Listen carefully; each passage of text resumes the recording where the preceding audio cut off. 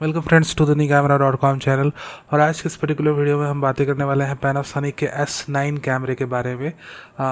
Little bit specs review video and R5 Mark II कैमरे की जो कोर स्पेसिफिकेशन है उसको लेकर एक अपडेट आई है, तो उससे भी हम यहाँ पर डिस्कस करने वाले हैं। सो काफ़ी इंटरेस्टिंग वीडियो रहने वाला है एंड एट द एंड अगर एक दो यूज़र कमेंट्स रहे, क्वेश्चंस रहे तो उनको भी हम एड्रेस करेंगे। तो चलो सबसे पहले बातें करते हैं S9 के बारे में। S9 को लेकर ऑफ कोर्स मैं शुरू से ही अपडेट देते आया हूँ कि इसकी प्राइस क्या रहेगी, इसकी लिमिटेशंस क्या है। So this is just a formal video after it's announcement कि चलो हम बातें करते हैं, अपनी ओपिनियन शेयर करते हैं S9 के बारे में। और साथ ही साथ इस वक्त आपके साथ मैं अपनी स्क्रीन शेयर कर रहा हूँ जिससे कि मुझे आपको बताने में और समझाने में आसानी हो ना। सो हमने रिकॉर्डिंग शुरू कर दी है और आप इस वक्त देख सकते हो पैनासोनिक की S9 की initial review digital photography review team ने डाली है। यहाँ पर की ये स्पेसिफिकेशन को हम एनालिसिस करते हैं और साथ ही साथ यही मेरा एक छोटा सा स्पेक्स रिव्यू वीडियो या ट्रिब्यूट रहेगा S9 के लिए। 24 मेगापिक्सल की BSI CMOS सेंसर है, वही CMOS सेंसर जिसे हमने S52X में देखा है, वही hybrid CMOS auto focus sensor है। उस सेंसर के बारे में तो मैं काफ़ी ज़्यादा एक्साइटेड शुरू से था कि भैया अपने S5 की सेंसर मिलने वाली है। बट हाँ, अगर हम वीडियो कोर स्पेसिफिकेशन को देखें तो लगभग आपको वही सारी video core specification at an instant देखने को मिलेगी जो कि आपके S5 II में है and you may get very excited. But मैं आपको एक चीज़ें बता दूं कि आप इससे जब भी 4K up to 30p shoot कर रहे हो इस कैमरे से, तो आपकी जो रिकॉर्डिंग टाइम लिमिट है वो 15 मिनट है। 15 मिनट के बाद ही आपकी रिकॉर्डिंग ऑफ होगी और आपको इसे फिर से ऑन करना है। और इस जो लिमिट को, ये टाइम बेस्ड लिमिट है, इसे ओवर हीटिंग से कोई वास्ता नहीं है। ओवर हीटिंग के बारे में भी हम जिक्र करेंगे। नाउ अगर आप 6K की वीडियोस इससे रिकॉर्ड करते हो तब जो आपकी टाइम लिमिट है इस कैमरे में ऑटोमेटिकली आपकी रिकॉर्डिंग ऑफ होने की, वो है 10 मिनट्स की। और इन्होंने फुल HD तक को नहीं छोड़ा है, हालांकि फुल HD के बारे में यहाँ पर कहीं जिक्र नहीं किया है। फुल HD में जो आपकी रिकॉर्डिंग टाइम लिमिट रखी गई है इन्होंने 20 मिनट्स की रखी है। अब कैमरा लैब्स वाले भाई लोग ने, मैं कुछ नहीं कह रहा, कैमरा लैब्स वाले भाई लोग ने इसके ऊपर टेस्टिंग करी तो उन्होंने ये पाया कि 15-15 मिनट के स्लॉट से अगर वो लगातार 75 मिनट तक रिकॉर्ड करते हैं तब जाके उन्हें ओवर हीटिंग वार्निंग अपना S9 कैमरा देता है। यानी कि इसके अंदर मेरे दोस्त आपको ये जानकर खुशी होगी कि एक ओवर हीटिंग सेंसर लगा हुआ है जो कि वार्निंग भी देता है, बट वो तब देता है जब आप इससे लगातार 15-15 मिनट की हाई क्वालिटी 4K 30 फ्रेम्स पर सेकंड तक रिकॉर्ड करते रहो और 75 मिनट तक। अभी के मौसम में ऑफकोर्स US में अभी इंडिया जितनी गर्मी नहीं पड़ती, बट वहाँ पर वो लगातार उन्होंने जब 75 मिनट्स तक रिकॉर्डिंग करी तब जाके उन्हें ओवर हीटिंग वार्निंग मिली। This is a kind of a limitation जो कहीं ना कहीं आपको हर्ट कर सकता है। देखो यहाँ पर पैनासोनिक ने ये कंटेंट क्रिएटर के लिए कैमरा बनाया, बट अगर आप लेंथी कंटेंट क्रिएट करते हो, like I am recording right now, मेरी जो रिकॉर्डिंग है कभी 22 मिनट टच कर जाती है, कभी 30 मिनट या कभी उससे भी ज़्यादा पार कर जाती है। अगेन अगर आप ऐसे कंटेंट क्रिएटर हो जो कहीं ना कहीं लेंथी वीडियोस बनाते हैं तब ये कैमरा आपके लिए नहीं बना हुआ है। ठीक है, मान लो अगर आप कुकिंग वीडियोस बना रहे हो, आपने हाथों में आटा लगा के रखा हुआ है और भैया 15 मिनट में आपकी रिकॉर्डिंग रुक गई, या आप पॉडकास्ट या इंटरव्यूज रिकॉर्ड कर रहे हो, उसमें तो ये कैमरा लगेगा ही नहीं। पैनासोनिक की एक्चुअली थॉट प्रोसेस क्या चल रही होगी मुझे पता नहीं, बट उनका एक सीधा साधा बहाना है। ऑफकोर्स आप कई वीडियोज में देख लोगे कि ओवर हीटिंग से बचने के लिए इस कैमरे में हमने 15 मिनट की रिकॉर्डिंग लिमिट लगाई। अगर आप ओवर हीटिंग से बचने के लिए आप इसमें 15 मिनट की रिकॉर्डिंग लिमिट लगाते हैं तो जब कैमरा लैब वाले टेस्ट कर रहे हैं और उनकी टेस्ट जग जाहिर है, तब ये कैमरा 75 मिनट की लगातार यूसेज के बाद हीट अप हो रहा है, तब वार्निंग दे रहा है। यानी कि इसके अंदर वो सारी सिस्टम ऑलरेडी मौजूद है जो अपने S5 II के अंदर है। बट चूंकि S5 II की उनकी सेल्स को बचाने की, भैया S5 II की सेल्स बची रहे, कहीं प्रोफेशनल सिनेमाटोग्राफर या प्रोफेशनल कंटेंट क्रिएटर इस कैमरे को ना परचेस कर ले एक सस्ते दाम पे, तब S5 II का क्या होगा, इस करके इसमें टाइम बेस्ड लिमिट इन्होंने लगा दी है। ओवर हीटिंग होती है इस कैमरे के अंदर वो सारी चीज़ें हैं जो आपके S5 II के अंदर है। ऑफकोर्स इसके अंदर भाई इनके रिसर्च एंड डेवलपमेंट टीम ने एक बहुत अच्छी हीट सिंक यूनिट लगा दी है और कहीं ना कहीं शायद यही इनका सरदर्द भी बन चुका है कि इंटरनल फैन ना होने के बावजूद ये कैमरा काफ़ी देर बाद ओवर हीट होता है। तो भैया कहीं ना कहीं ये अपने खुद के सेल्स को, अपने जो हायर एंड कैमरे की सेल से उसे कैनबलाइज ना कर दे, इस डर से इन्होंने शायद इसमें time limit even full HD तक में लगा दी कि इसको कोई भी प्रोफेशनल एक बार खरीदने के पहले 2 बार सोचे। मुझे ये लगता है कि भाई आपने ऐसी लिमिट नहीं लगानी चाहिए थी। आप कैनन R8 तरीके के कैमरे को देखो, आपसे सस्ते दर पर अवेलेबल है और उसमें आप अनक्रॉप्ड 4K 60 FPS रिकॉर्ड कर सकते हो। इसमें तो आपके कैमरों में क्रॉप भी लगी हुई है। और आप सोचो मैं किसके साथ कंपेयर कर रहा हूँ, मैं कैनन के कैमरे के साथ कंपेयर कर रहा हूँ, जो खुद के कैमरे को क्रिपल करने के लिए आज से 1 साल पहले तक काफ़ी ज़्यादा बदनाम थे। तो आपने पैनासोनिक, आपने भी सोचना चाहिए, जब आपके कैमरे के अंदर एक प्रॉपर हीट सिंक मैकेनिज्म है, आपके कैमरे के अंदर एक प्रॉपर वार्निंग यूनिट लगी हुई है कि भैया अगर सही में ये ओवर हीट हुआ तो आपके यूजर्स को वार्निंग मिलेगी, और सिर्फ वार्निंग नहीं, कैमरा ऑटोमेटिकली शट डाउन भी हो जाएगा कूलिंग के लिए। जब ये सारी चीज़ें आपकी रिसर्च एंड डेवलपमेंट टीम ने काफ़ी अच्छी तरीके से लगा कर दे दी, तो आपने इसमें टाइम बेस्ड लिमिट क्यों लगा दी? ऑफकोर्स आपकी सेल्स को प्रोटेक्ट करना आपकी प्रायोरिटी है, बट आपके कंपेटिटर भी ज़बरदस्त हैं और कहीं सेल्स प्रोटेक्ट करने के चक्कर में आपकी S9 की खुद की सेल्स डाउन नहीं हो जाए, क्योंकि कंपेटिटर्स की ऑफरिंग इससे अच्छी हमें लगने लगेगी। और कहीं ना कहीं इस लिमिटेशन, टाइम लिमिटेशन के चलते ये कैमरा हमारी रिकमेंडेशन लिस्ट में भी नहीं आएगा। तो मेरी ये दरख्वास्त है पैनासोनिक से कि अगर आप चाहते हो कि S9 कैमरा हमारी रिकमेंडेशन लिस्ट में आए, डायरेक्ट रिकमेंडेशन लिस्ट में, और हम इसे यूजर्स को डायरेक्ट रिकमेंड करें, then you should revoke this limit. क्योंकि आपके S9 कैमरे के अंदर आया, even I have seen test, कि यहाँ पर ओवर हीटिंग की एक प्रॉपर मैकेनिज्म है, एक प्रॉपर सिस्टम है। एक्चुअल में जब कैमरा ओवर हीट होगा तो आपका S9 शट डाउन कर जाएगा कूलिंग के लिए, बट वो काफ़ी देर में करेगा। और वो सिस्टम ऑलरेडी एक्टिवेटेड है, you have to just revoke the time limits you have in your camera.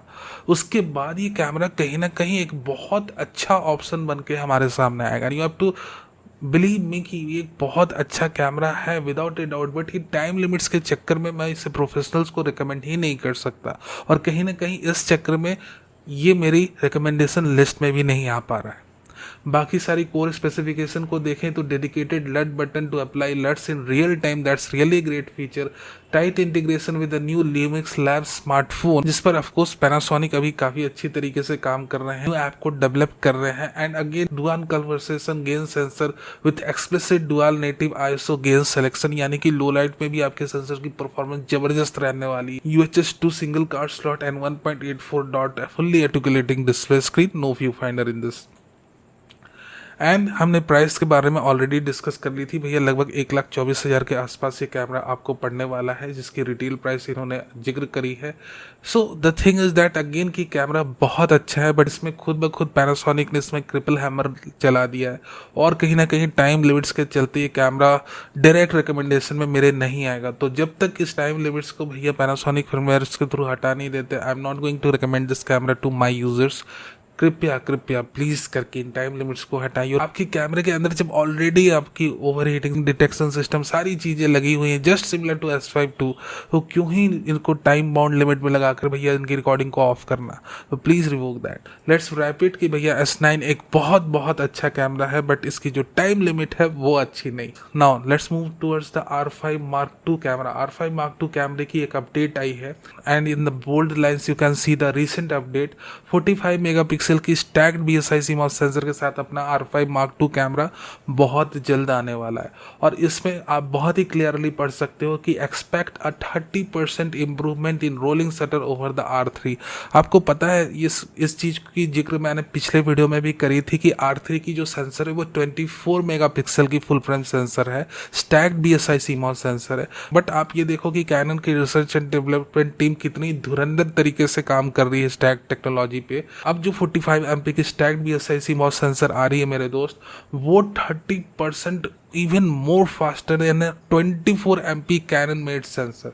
आप ये इमेजिन करो कि भैया आपकी जो स्टैक्ड CMOS सेंसर है अपने R5 Mark II कैमरे की, उसमें तो रोलिंग शटर इफेक्ट दिखेगा ही नहीं, क्योंकि आपके R3 तक में नहीं दिखता है।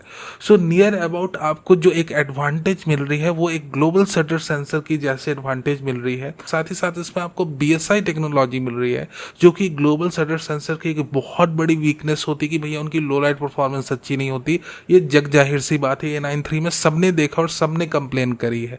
तो यहाँ पर आपको एक तो बहुत ही फास्ट रीड आउट स्पीड, साथ ही साथ BSI टेक्नोलॉजी की इंटीग्रेशन, ये दोनों चीज का समन्वय इस R5 Mark II कैमरे के अंदर आपको दिखने वाला है। Now let's move on to the other features we have, the mechanical and the electronic shutter, 12 fps mechanical and 30 fps electronic shutter।